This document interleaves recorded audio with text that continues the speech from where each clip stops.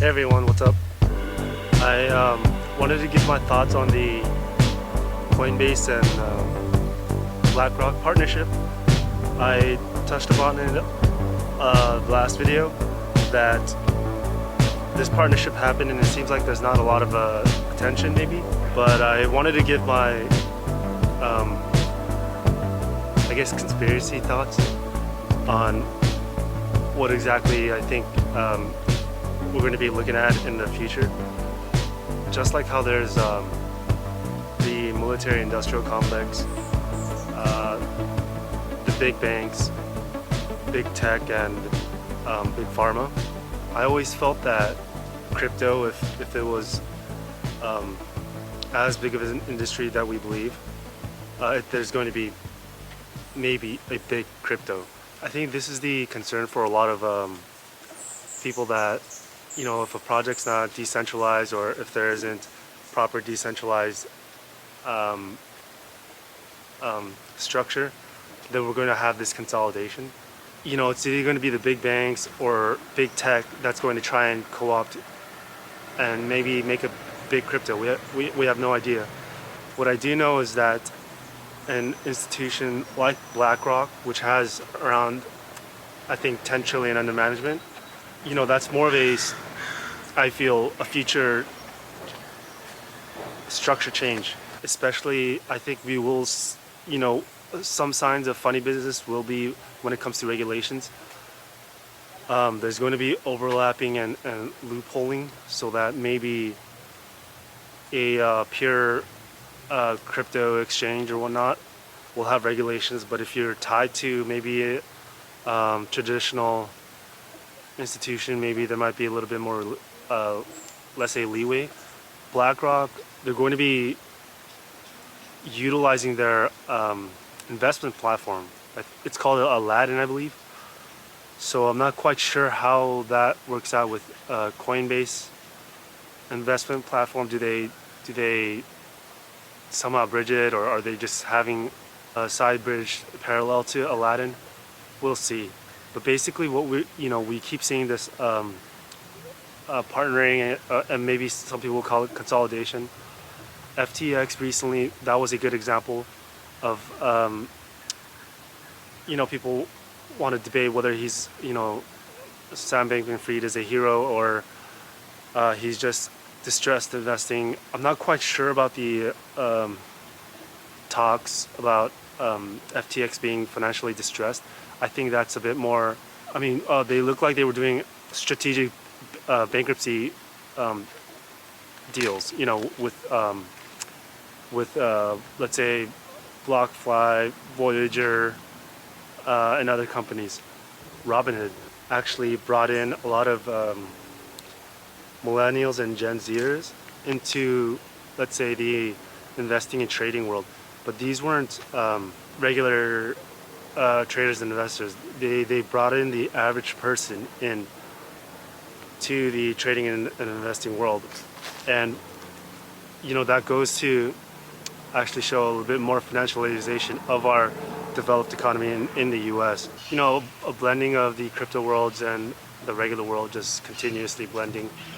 The beginnings of different partnerships between stadiums and whatnot appears to be growing more and more. There was a recent partnership with, I believe it was Mercedes-Benz in Asia with Matic when it comes to data, I believe it was. I think a lot of people are looking at different partnerships and thinking this is going to be a game changer. Maybe people should wait and see how it turns out, how it pans out. Some of these projects partner up with companies. For what reason is it? Do they not have their own database? Do they really have to have that crypto company for whatever reason? We don't know yet. This can totally be everybody's still wide-eyed about projects and they're still trying to get in. And so that's a word of warning for any projects partnering up for whatever reason. Make sure you double check. It's the partnerships with the traditional finance that you do want to really pay attention to and see how that is going to affect you. If we have, for example, let's say a Gemini partnering with a JP Morgan, that landscape changes. We're going to have a difference in the people that can sign up and who cannot sign up, I think. If you think differently, let me know why, but you know, I think there's going to be a difference in who can and who cannot sign up, maybe certain limits, because that's much more easier to control than to control the amount of crypto projects that are arising. As you can see, it keeps growing and growing. You know, another interesting partnership was the Ripple and land titles with Colombia. We might see more of that. You know, we were talking about this for a long time, where ownership of assets will be helped and facilitated with blockchain companies. A lot of people don't believe that it's necessary or needed, but we're seeing a steady rise of it. But those partnerships are the more interesting ones, in my opinion. They don't really have a close off for anything or anyone. It's, you know, you're going to buy real estate. We're going to do it through an easier way to transact, and you know, all of that stuff. So maybe in the future, there's no reason why, let's say, a Redfin or a Zillow partners up with somebody. Different companies seem to be having an internal problem how to go about this blockchain space. We do see a lot of hiring going on, so it seems like they're working on it. We'll see if there's going to be continued partnerships, or maybe there's in-house development. And so if there's in-house development, is there a need for other crypto companies? You know, is it going to be crypto companies working with new or existing companies, or existing companies that's just going to eat the whole space? So we'll see how that pans out. Also, if you haven't noticed, it could be just me, but it seems like some of these partnerships that are happening with Chiles and Matic and everything, they're having an easier time finding partnerships, maybe outside of U.S. jurisdictions and whatnot. And you know, that seems to be a constant concern in everybody's mind.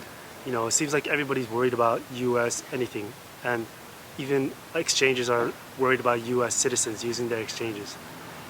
I think this is only going to grow. If we do see much more restrictions on U.S. citizens, this is the reason why you want to make your exchanges and accounts beforehand. You want to have these sorts of cold wallets and hot wallets exchanges ready to go already. You want to have done all the signups, whatever verifications that you need to do, you know, send in your passports and IDs. Because before, it used to be when there was a bull run, people couldn't sign up, and it would take a long time. There would be a huge bottlenecks. Now, it could be maybe that you're a legacy account holder, but the new ones cannot, and things of that sort. I think we saw this with BlockFi, where they had an earnings program.